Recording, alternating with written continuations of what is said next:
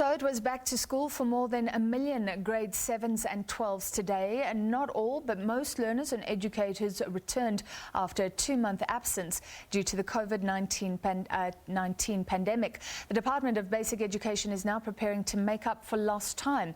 Several schools didn't open because they weren't ready, though. A school in Limpopo is still waiting for educators' COVID-19 test results and direction from the Education Department before it reopens. A private school in Polokwane also did not reopen after a grade 12 tested positive for the virus. For more on the reopening of schools, I'm now joined by my colleague, SABC News reporter Mahlako Komane.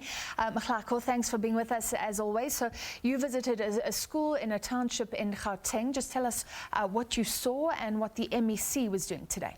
Yes, indeed, Francis. Good evening. We were in Tembisa today. We went to Tembisa High. It's one of the bigger schools, I think, in the township and the oldest school, with housing over 2,000 learners, and 431 of these are matriculant learners. We saw them out and about, and I think it was quite interesting to actually see. And when we spoke to the principal, asking him, you seem to have quite the big turnout. You have 400 kids that you need to have back in class, and he says for him the biggest thing was to get the school and parents on the same page. He said, I think that was what caused his greatest success. But even as you drove in and around the township, you could see children, going to school, gradually going to school, because we were there quite early. But also MEC Lisufi briefing the media today, saying that there was an 85% attendance in terms of grade 7s and grade 12s in the province. Also saying that 9 schools did not open in the province. These are the schools that were victims of being vandalized, arson and the likes.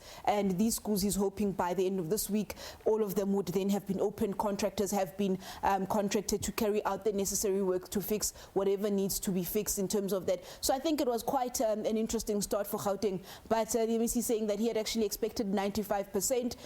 Districts were going to be in touch with parents just to try and find out where's that 15% that is being left behind. Is it parents being uneasy? Perhaps some just wanted to see how things were going to actually take place there.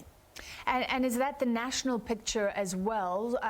Some parents waiting, most schools open, but the minority not yet. The national picture, earlier on you were talking about schools in Limpopo not being opening. It seems there are quite a lot of teething problems in that particular province. Once again, in Muse, we understand, we were there last week, Monday as well.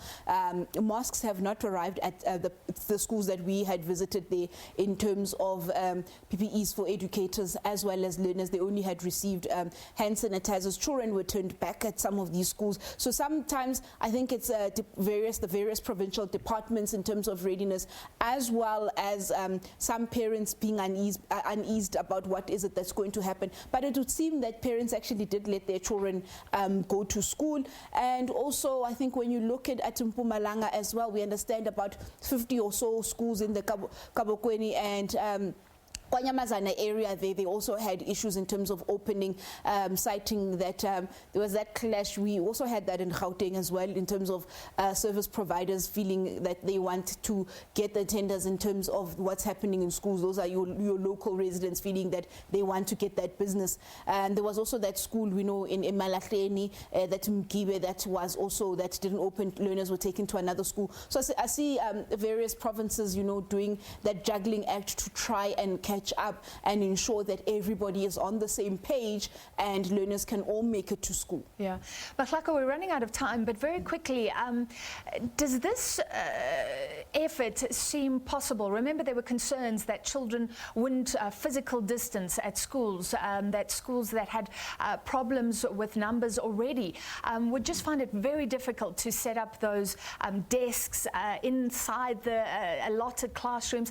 But is this seeming more possible now as we go on? I think in terms of physical distancing, when schools are mostly functional without the issues of sanitation, classrooms are not really a big problem when you're just bringing in one grade, your grade 7 or your grade 12. I mean, like for example at Tembisa High, they've got 400 matriculants. What the principal then explained to us was that physical distancing for him would become impossible when his grade 10s must return, because he has over 700 grade 10s that must come to the school. So in terms of that, I think those were not necessarily the issues. Seemingly schools seemed to have gotten that right, because an entire grade 7 of a school would have the entire school classes to themselves, and the same for grade 12s. So that physical distancing in that is not really a problem. The problem comes in when you start phasing in other grades. But, you know, we're going to have to watch and see, and also see when the minister is going to announce when the next phase of grades will be allowed to come back to school. All right, thank you very much for that update. The SABC's Mahlako Komane.